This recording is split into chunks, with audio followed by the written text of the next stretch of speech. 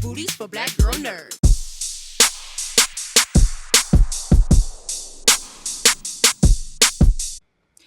So, Emily is promoted at Wall Street, and she and Luke, they both have this great relationship, but then the cracks begin to form in their relationship when she's promoted. So if it was the other way around and Luke was promoted over Emily, do you think that the dynamics of that relationship would change? I think they would have had an amazing relationship.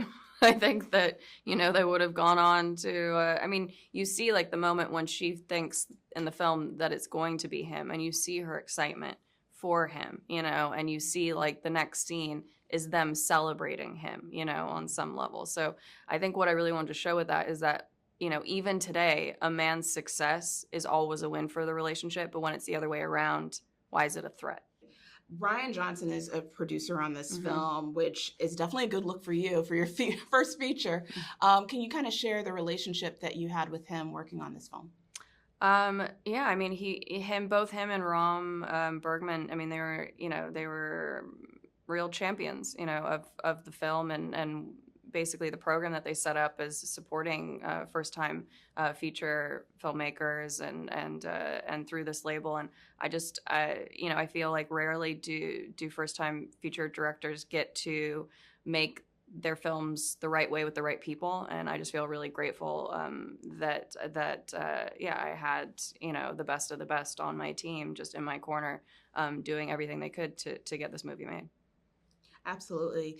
The male ego is a very powerful thing, and we can see how it can benefit a man's career and how it can corrupt a nation. So Luke, is he the kind of man that has this darkness in him that's just waiting to be triggered, or is anyone capable of doing what Luke does in that situation? What I was trying to show is that Luke represents a certain generation of men caught in the middle, between wanting to adhere to a modern feminist society, but still having been raised on traditional ideas of masculinity. And it's that struggle, between those two things, between, adoring Emily for her intelligence. He adores her because she's talented. He adores her because she's a killer. But at the same time, he's threatened by the very same things that he adores her for because of the way he was raised. And so that's what I was trying to show is this is a man who is struggling between those two things. What he genuinely wants to believe and tries to believe, but fighting against how he's wired and what's instilled in him.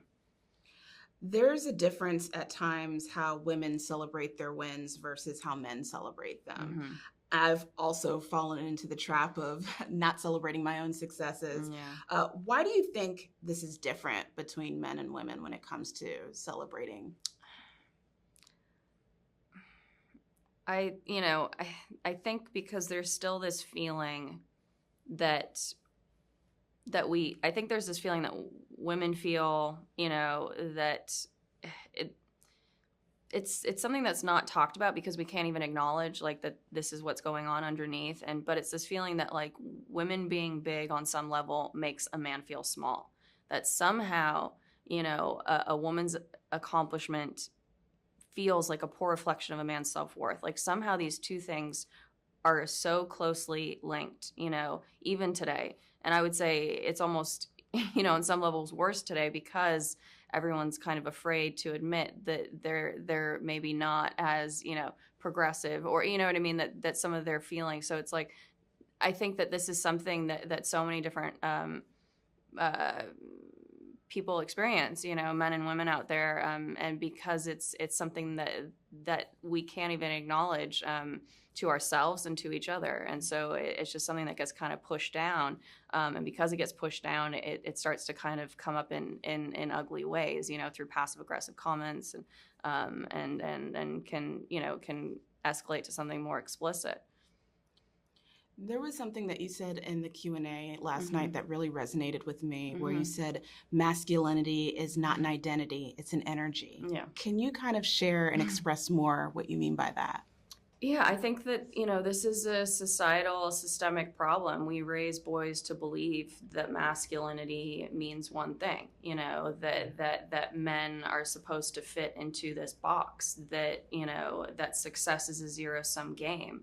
Like this idea of what it is to be a man, and I think that because we teach boys that it is more of an identity, this idea that if they don't fit into this box, if they don't, live up to these ideas of what it is to be a man or what masculinity means or all that stuff, that they're made to feel like failures.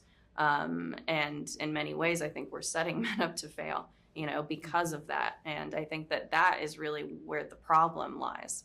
And that's something that I wanted to show and kind of, show on the ugliest level. Well, Chloe, this was a brilliant film. I actually saw this during Sundance. Absolutely loved it. I've seen it repeatedly at this point. And just thank you for bringing this film to the world. It's definitely going to start a lot of conversations and so much more. And I appreciate you talking to Black Girl Nerds. Oh, thank you so much. Thank you.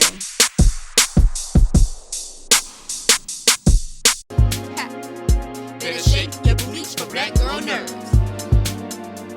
Better shake your booties for Black Girl Nerds.